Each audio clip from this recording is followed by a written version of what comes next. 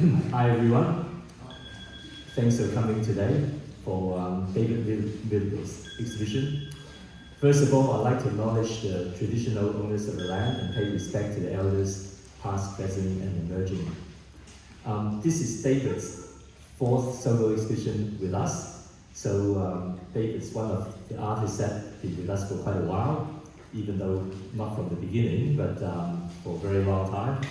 David has been showing with us also at Art Central Hong Kong about 3 times, and then Sydney Contemporary 3 times.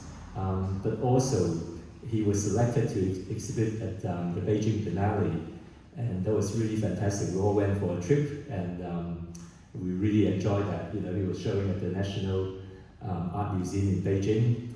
And then after that, the following year, we arranged for him to have a residency at Ningbo, at the Ningbo Art Museum.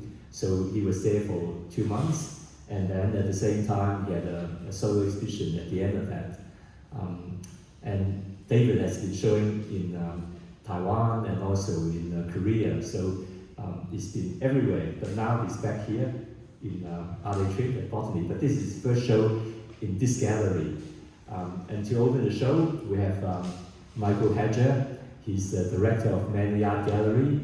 And at one stage, I think they had an exhibition, a project called Manly Dam. And David had a really big painting in that show. So, and I thought, you know, it's fantastic to have Michael to open the show for us. So I'd like you all to welcome Michael Hedger.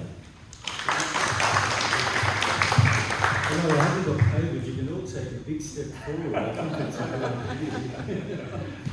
Okay, thank you, Simon. Hello, everybody. It's very nice to be here.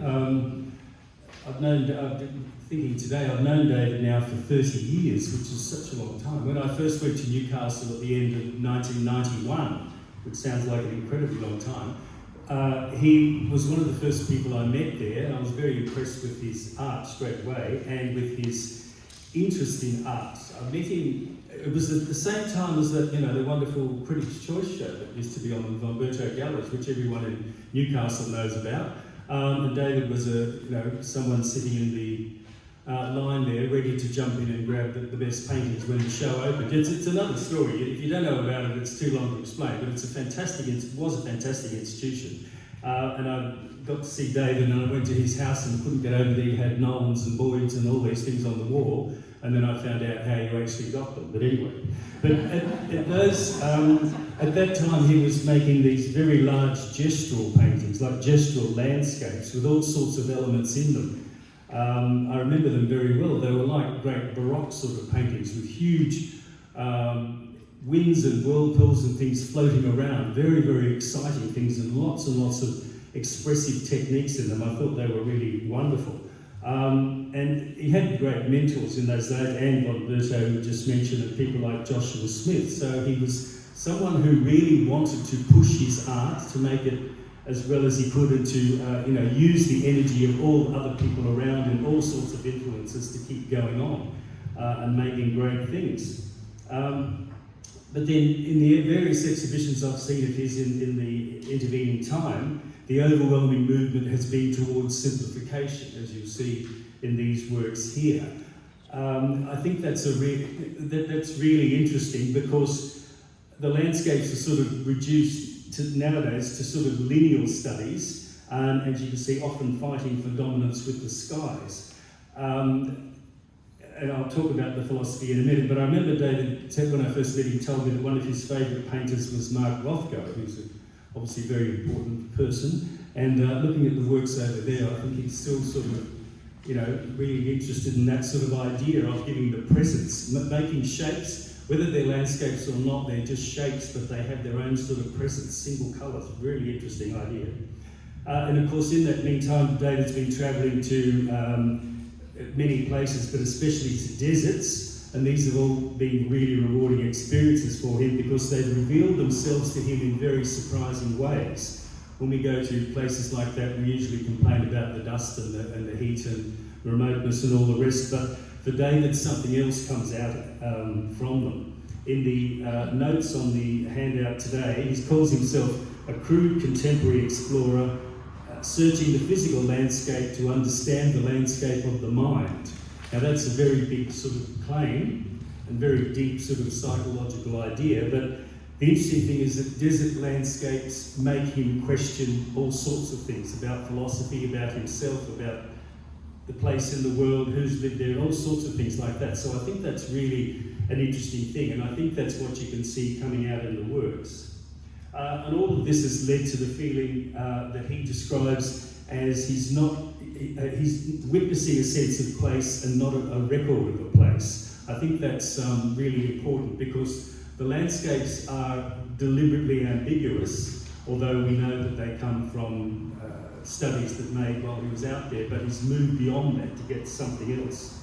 In the practice, he makes initial drawings, of course, out in situ, and then puts them aside, and then the memories of those places are relied upon to make the larger paintings. I think that's a very original technique and practice. I haven't heard of anybody else painting like that, but it clearly demonstrates the spirituality that David feels from these landscapes and that he tries to express through his work. So I think that makes them very original and makes his work very commendable. And as Simon's just said, since I first met David, he's had 38 solo exhibitions, which is rather wonderful, in Australia and in Asia, and his work is held in private collections and public collections both in Asia and Australia.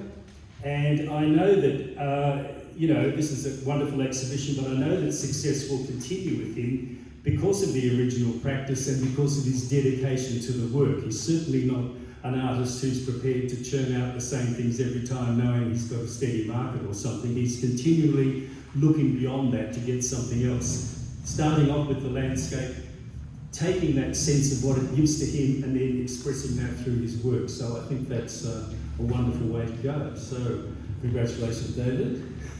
I think we can all give him a clap. Look forward to these and to further ones, and I'm very happy to declare the exhibition open.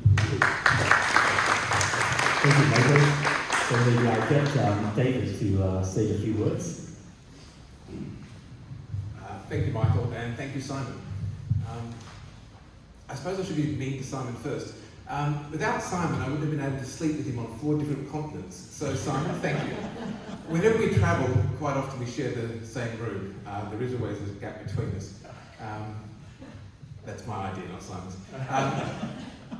Being an artist is really hard. And I think that it's something that people don't understand what it's like to actually spend hours and hours and hours in the studio by yourself.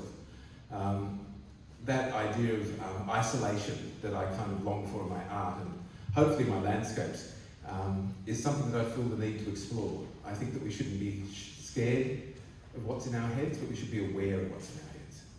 So I need to paint landscapes of the mind, but also landscapes that are inspired by reality. I like large empty spaces. That's what I do. I don't really know what to tell you about my work except for the fact that they're all palette knife. I use a 1-inch palette knife, so they're tiny, they just chatter across the surface. That's a form of meditation, and that is also part of that thing that I was saying about, the landscape of the mind. So kind of like calming the mind down by using this repetitious mark making. And it does become time out. It's an ever increasingly world where we're saturated with news and personalities and things that we really don't need to know about. I don't care who Angelina Jolie is sleeping with this week. But the papers still need to bombard us with this because they need to sell papers. So I do a mean thing. I have ABC 24 News on of a daytime when I'm in the studio working, and I have ABC Classic FM on. So one has sound, lots of it, and the other one has no sound. So it's kind of like a perfect combination. But thank you to Simon. He has been very good to me.